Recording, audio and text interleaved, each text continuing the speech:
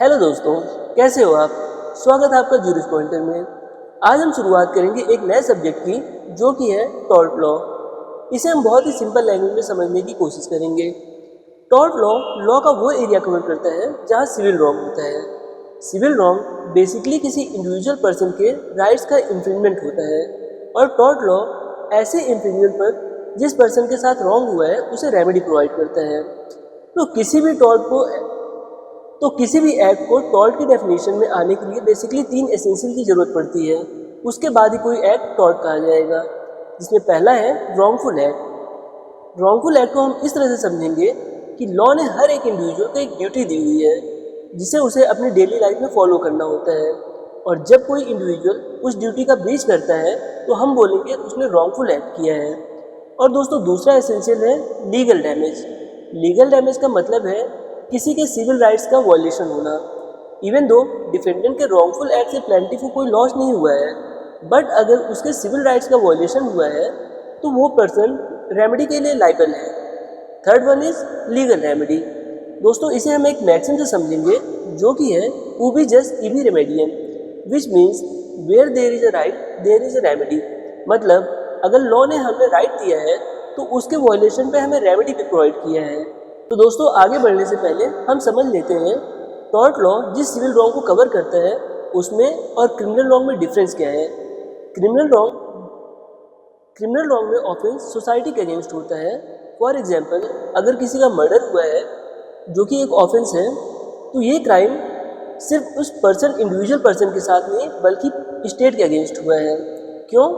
क्योंकि स्टेट की डेफिनेशन में पॉपुलेशन एक एसेंशियल रोल प्ले करता है, और अगर किसी ने स्टेट की पॉपुलेशन या उसके इंडिविजुअल के साथ कोई वायलेंस किया है तो ये उस स्टेट के अगेंस्ट वायलेंस हुआ है। जबकि सिविल रॉन्ग में ऐसा कुछ नहीं है। सिविल रॉन्ग में अगर कोई रॉन्ग हुआ है तो वो सिर्फ इंडिविजुअल पर्सन के साथ हुआ है। जैसे कि हम समझ सकते हैं, कोई ओनर है, उसकी प्रॉपर्टी ने, जैसा कि हम समझ सकते हैं किसी ओनर की प्रॉपर्टी पे किसी ने ट्रेसपास किया है, तो उस ट्रेसपास से सिर्फ वो इंडिविजुअल ही अफेक्ट हुआ है, इसमें स्टेट का कोई लेना देना नहीं है। और दोस्तों, सेकंड डिफरेंस है क्रिमिनल रॉन्ग में पनिशमेंट के तौर पर इम्प्रिजमेंट, फाइन या बोथ हो सकता है, बट सिविल रॉन्ग में इम्प्रिजमेंट। दोस्तों, लॉ ऑफ टॉर्ट में आज हम पहला टॉपिक स्टार्ट करेंगे, जो कि है नेग्लिजेंस। नेग्लिजेंस को हम समझ सकते हैं कि जब किसी पर्सन ने अपनी लीगल ड्यूटी को फॉलो नहीं किया, या उसे फॉलो भी किया तो केयरलेसली किया, जिससे किसी पर्सन को कोई डैमेज हुआ, तो हम बोलेंगे जिस पर्सन ने ब्रीच किया है उसने नेग्लिजेंस किया है। फॉर एग्जाम्पल, रोड पे ड्राइव करने का राइट तो लॉ ने सबको दिया है, बट उसी राइट के साथ लॉ ने कुछ ड्यूटीज़ भी दी है, जैसे कि हमें अपनी स्पीड लिमिट नहीं क्रॉस करनी है, हमें अपने राइट साइड से चलना है, और टर्न लेने से पहले हमें इंडिकेटर देना है। अब किसी ड्राइवर ने स्पीड लिमिट एक्सीड की, जिससे किसी को हर्ट हो गया। इवन तो यहाँ पे ड्राइवर का इंटेंशन नहीं था हर्ट करने का, बट क्योंकि उसने अपनी ड्यूटी का ब्रीच किया जिससे किसी को नेग्लिजेंस हुआ, तो हम बोलेंगे उस ड्राइवर ने negligence. Third one is damage, which means from that breach of duty plaintiff must have suffered any loss. दोस्तों, ये सबसे एसेंशियल एलिमेंट है, क्योंकि अगर किसी को डैमेज नहीं हुआ है वो कंपनसेशन क्लेम नहीं कर सकता है। क्यों? क्योंकि उसके किसी सिविल राइट का वॉयलेशन ही नहीं हुआ है, और नेग्लिजेंस तभी होगा जब किसी के सिविल राइट्स का वॉयलेशन होता है, तभी हम कहते हैं कि कोई टॉर्ट हुआ है। तो यहाँ पे डैमेज बहुत ही एसेंशियल है। आगे हम शुरू करते हैं। दोस्तों, अब नेग्लिजेंस तो हो गया, अब इसे प्रूव करने की रिस्पॉन्सिबिलिटी किस पे होगी? तो इसको प्रूव करने की रिस्पॉन्सिबिलिटी प्लेंटिफ पे होगी। रेमेडी लेने के लिए उसे ही प्रूव करना होगा कि डिफेंडेंट ने नेग्लिजेंस किया है, बट ऐसा हमेशा नहीं है। इसका एक एक्सेप्शन है, जो कि है रेस स्पा लिक्विटर, which means things speak for itself. यानी कि कई बार नेग्लिजेंस प्राइमा फेसाई प्रूव होता है। फॉर एग्जाम्पल, अभी दिल्ली में एक कोचिंग इंस्टीट्यूट में 3 स्टूडेंट्स की डूबने से मौत हो गई। यहाँ प्राइमा फेसाई प्रूव हो रहा है कि यहाँ पे कोचिंग इंस्टीट्यूट और एमसीडी दोनों की नेग्लिजेंस है।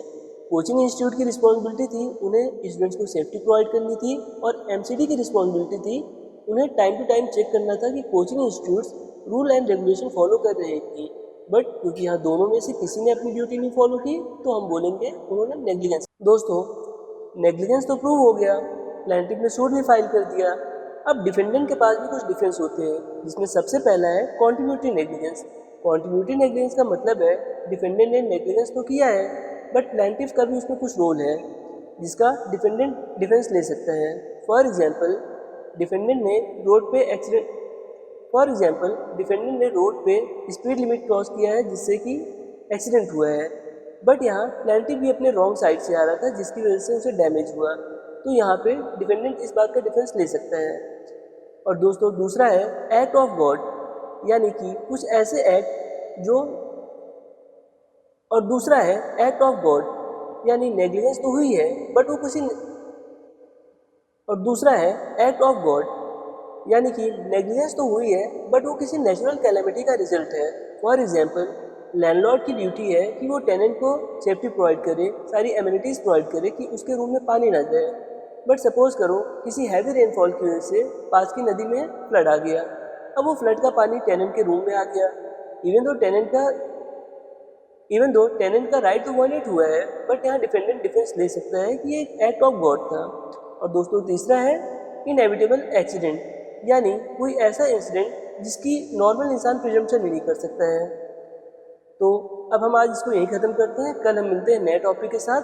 तब तक पॉजिटिव रहिए, रिवीजन करते रहिए।